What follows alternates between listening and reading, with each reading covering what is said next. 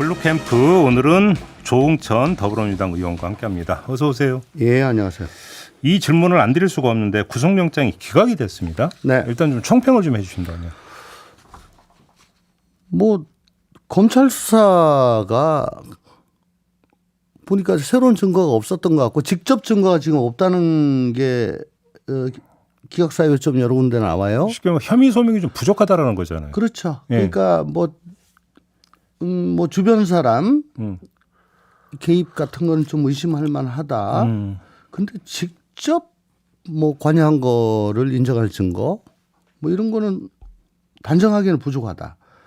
그러니까 그동안에 그렇게 오랫동안 압수수색을 하고 뭐 제1야당 대표를 오라가라 하고 뭐 관계자들 수도 없이 수사를 하고 했던 게 어쨌든 유의미한 직접 증거를 찾아내기 위해 가지고 했던 작업인데 결국은 그게 안 된 상태에서 밥이 덜 된 상태에서 영장 청구를 한 거 아니냐 그렇게밖에 볼 수 없습니다. 현재로선. 그러니까 물론 이제 검찰은 뭐 이제 또 장문의 입장문을 내놔서 반박을 했다고는 하는데, 그러니까 영장 기각 사유에 기초해서 질문을 드리면 네. 지금 그러니까 완전 읽지를 않았다라는 거잖아요. 네, 네, 아무리 그러니까 좋게 표현을 해도. 네. 그런데도 지금 구속영장을 청구를 했다라는 거잖아요. 그러면 검사 출신이시니까 한번 좀 여쭤보겠는데 검찰이 자신들의 수사 결과에 대해서 자신만만해서 정말로 구속영장을 청구한 거냐, 아니면 다른 정치적 목적으로 과속을 한 거냐, 이걸 좀 따져봐야 될 거 아니겠습니까? 어떻게 보십니까? 우선 이제 지금 위증교사 혐의란 게 난데없이 쑥 들어갔잖아요. 맞아요. 예. 세 가지. 예, 원래 맞아요. 두 가지였는데 이게 여기를 좀 믿었던 것 같아요. 그러니까 요거 하나는 걸리겠지. 아니 그게 아니고 이 대표는 이것 말고도 예. 위증교사를 밥 먹듯이 아니 증거인멸을 예. 밥 먹듯이 해왔다. 예. 증거인멸에 습벽이 있다. 예. 뭐 이런 거를 그런 인상을 주고 싶어 했던 것 같아요. 위증교사 혐의라는 게 증거인멸의 어떤 뭐라는 거야, 그 뭐 대표적인 거죠. 믿음을 주기 위한. 아니 그러니까 전반적으로 이렇게 딱 떨어지는 증거인멸이 있다. 그리고 나머지도 보면 여기에 비추어 보면은 역시 증거인멸을 하려고 시도를 했던 거고 성공했던 거고 뭐 너무 성공을 하니까 직접 증거가 없는 거고. 쉽게 말하면 위증교사 혐의라는 것이 영장 발부를 끌어내기 위한. 그렇죠. 네. 그러니까 증거인멸이라는 게 꼭 필요했는데 예. 증거인멸 우려를 끌어내기 위해서는 이 사람은 성향 자체가 습벽 자체가 이런 거다라는 걸 강하게 주장하기 위해 가지고 난데없이 이게 쑥 들어간 거로. 근데 유창원 부장판사는 그 위증교사 혐의에 대해서는 소명되는 것으로 보인다라고 적어놨어요. 네. 그런데 그럼에도 불구하고 영장을 기각했다는 것은 주된 부분은 아니다, 이렇게 좀 판단하는 그게 거죠. 아니고요. 현재까지 확보된 증거에 의하면은 증거인멸에 염려가 없다. 즉 이게 굉장히 옛날 거잖아요. 그리고 녹취록도 있죠. 그렇죠. 그렇죠. 또 당사자가 지금 뭐 자백도 했다 그러고 그러면 딱 떨어진 거 아니냐. 이제 그러면 구속이란 게 증거인멸에 우려가 있을 때 해야 되는데 이런 증거 외에 더 뭐가 더 필요하냐. 알겠습니다. 그러니까 증거인멸 우려 없다. 이 부분은. 자, 일단 이 질문 먼저 드리고, 혹시 영장 재청구 가능성이 있다고 보십니까? 아유 못하죠. 못하죠? 예. 못한다고 봐야죠. 저한테도 못했는데 뭐. 아니 그러니까 단적으로 말씀드리면 영장 재청구했을 때 발부 가능성이 거진 한 20% 10%대로 떨어집니다. 아, 오히려? 네. 오. 재청구해서 발부받을 가능성은 굉장히 낮거든요. 그래서 일반인에 대해서도 재청구는 굉장히 신중합니다. 예, 예. 근데 하물며 이렇게 떠들썩하게 근데 거기서 또 기각되면 그때는 정말로. 떠들썩하게 해놓고 또 뭐 이 영장 뭐 발부를 꼭 해야 된다라고 난리를 쳤는데 이 가능성이 별로 없잖아요. 그리고 또 국회를 한번 통과를 해야 될 가능성이 굉장히 높은데 과연 국회를 또 통과하겠냐. 뭐 여러 가지로 비춰봤을 때 그건 별로 가능성 없는 알겠습니다. 대안인 것 같습니다. 앞서 서은숙 최고위원이 오늘 최고위원회의가 열리는데 여기서 입장문이 나올 것이고 검찰에 책임을 물을 것이다. 그러면 한동훈 장관도 언급을 했어요. 이건 어떻게 보십니까? 그동안에 사실 불체포 체포 동의안 그 표결을 하는 날 한동훈 장관이 국회 본회의장 나와가지고 막 야유하고 그래가지고 드러내고 했음에도 30분 이상을 했던 것 같아요. 만약에 그냥 놔두고 다 읽었으면 뭐 45분이다 1시간이다 이런 얘기가 나옵니다.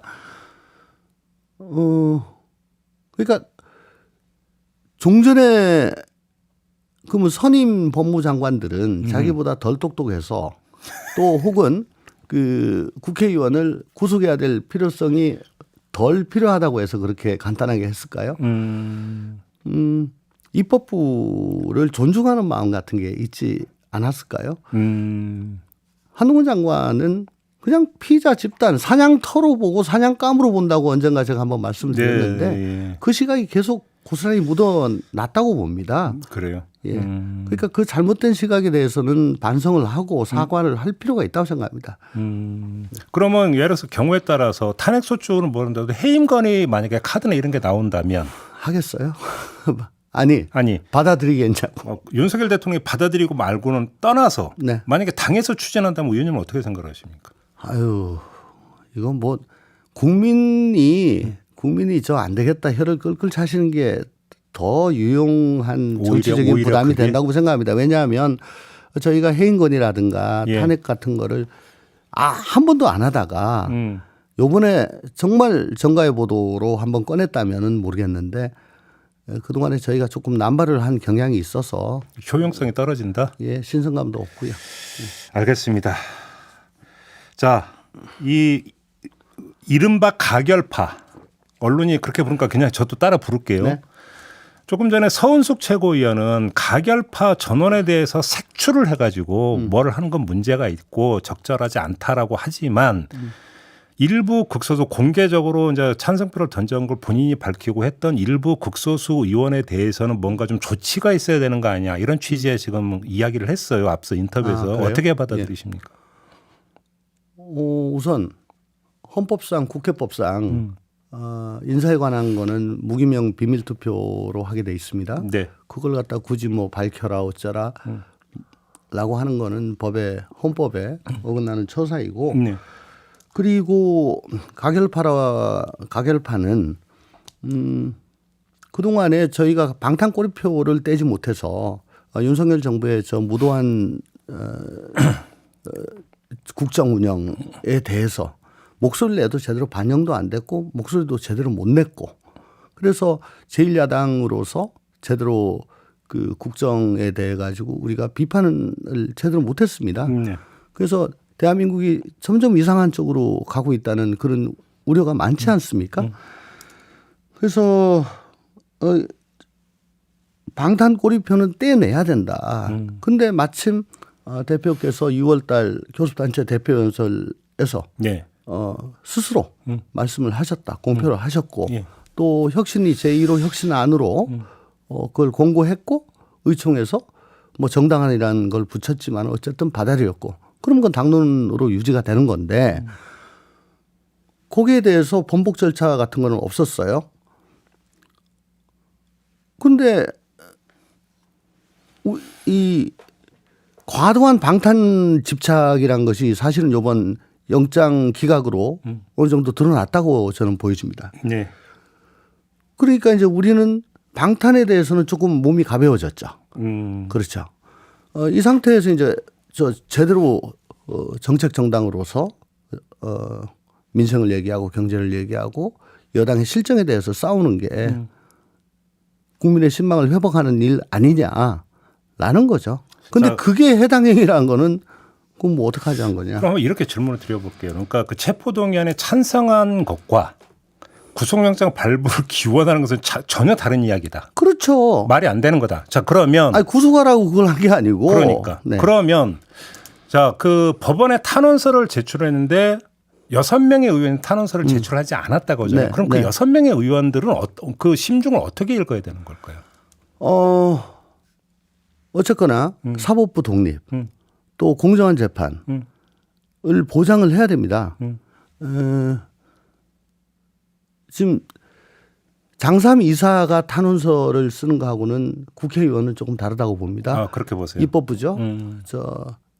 뭐 지금은 평가 절하돼 가지고 막 뭐 굉장히 저질로 취급을 받고 있지만 어쨌든 너무 그렇게 자주 하시지 않았어도 돼요. 네. 헌법사고나 여러 가지 법률상으로 일종의 권력기관이죠. 그럼요. 네.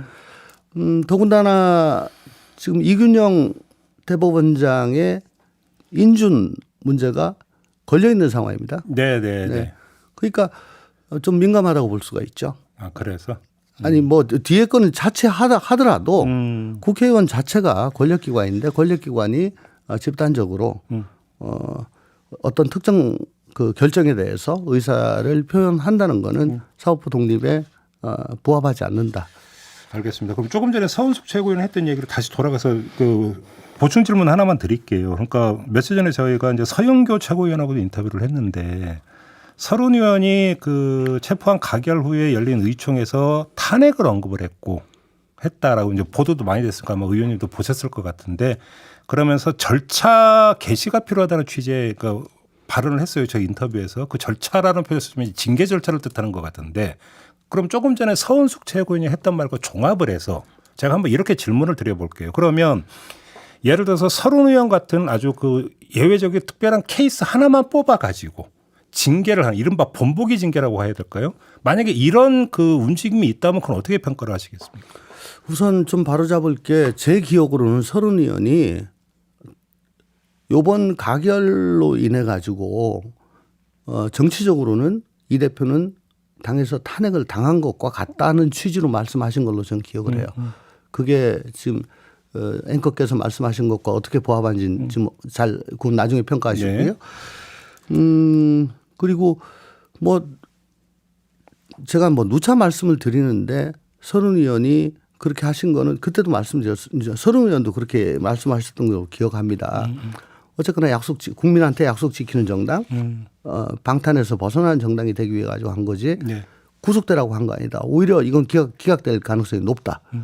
떳떳하게 살아 돌아와야지 왜 이러냐라고 말씀하셨는데 그걸 계속해 가지고 뭐 해당 행위다라고 하는 거는 좀 맞지 않는다고 생각을 하고 이제 검찰 수사에 무도함이 입증됐으니까 저 이 대표나 뭐 친명 일색으로 됐지만 어쨌든 그 당 지도부 원내대 사령탑 이제는 조금 품 넓게 누구는 안 된다 뺄셈의 정치보다는 화합으로 가자. 통합의 정치로 가야 되고 그리고 뭐 개딸만 뭐 추종하는 혹은 뭐 혁신회인가 뭔가 뭐 여기가 선도하는 그런 팬덤 정당을 지금은 이제 끊어내야 돼요. 이번에 그게 더 심화됐거든요. 예. 그래서 우리 민주당이 원래 어떤 정당이었습니까? 중산층과 서민을 위한 정당이라는 게 지금은 까마득하잖아요. 언제 그런 말이 있었나 할 정도로.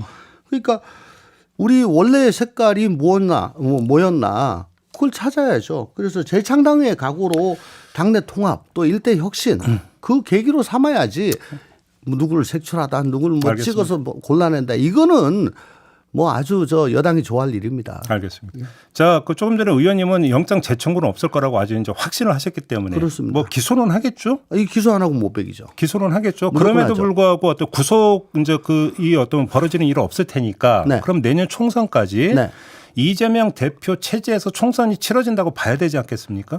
뭐 거의 그렇게는 봐야 되는데 이제 법원 쪽에서 뭐 좀 변수는 있죠. 판결이 만약에 좀 나온다면 그 전에 그 전에 이제 선거법 위반 사건. 예, 그게 아마 제일 먼저 나올 건데. 그게 총선 전에 나올 가능성이 있다고 보세요? 저는 있다고 봅니다. 왜냐하면 이제 김문기 부분이 끝났고 예. 백현동 부분 예. 협박 예. 그 부분이 들어가려고 하는 상황에서 단식을 시작해 가지고 그게 10월로 밀렸다고 그러죠.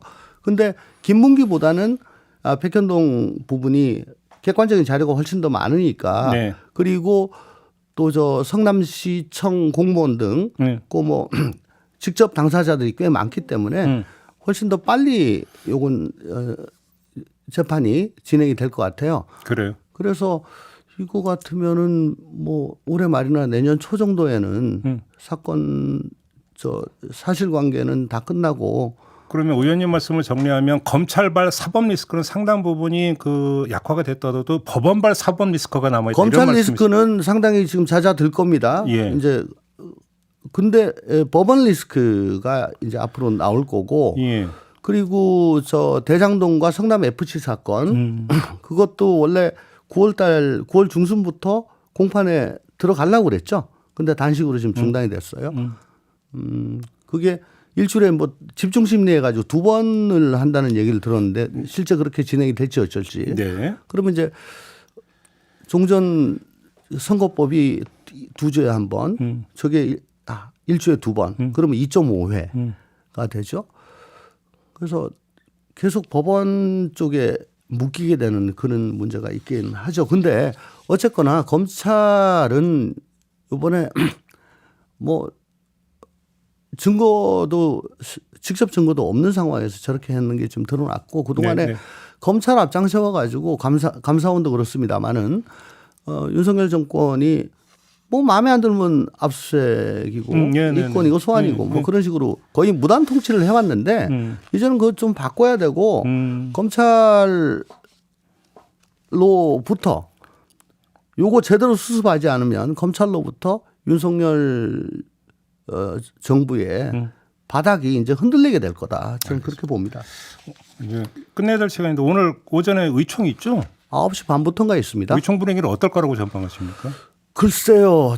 지금 뭐 가결되자마자 박광원 대표가 사의 표명한 그날 밤 11시 심야까지 그때의 의총을 생각하면은 그때는 뭐 그러니까 이성적인 대화가 불가능한 상황이었고 예. 오로지 하나 박광원 대표 찍어내기, 몰아내기 뭐라고 얘기하려고 그러면 고함 지르고 야유하고 욕설까지는 아니지만은 그 정도 분위기 거의 필적할 정도의 뭐 그런 분위기였습니다.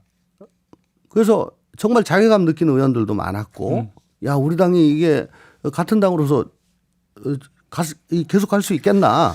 근데 오늘 의총 분위기 어쨌든 이제 기각이 됐으니까 친명 쪽에서 많이 안정을 찾았으리라고 봅니다. 알겠습니다. 그러면 통합을 위해서 좀 더 노력을 해 주셔야지 알겠습니다. 뭐 마녀 사냥 들어가면 뭐 더 힘들어지겠죠. 알겠습니다. 자, 오늘 이렇게 마무리할게요. 고맙습니다, 의원님. 네, 감사합니다. 조홍천 민주당 의원이었습니다.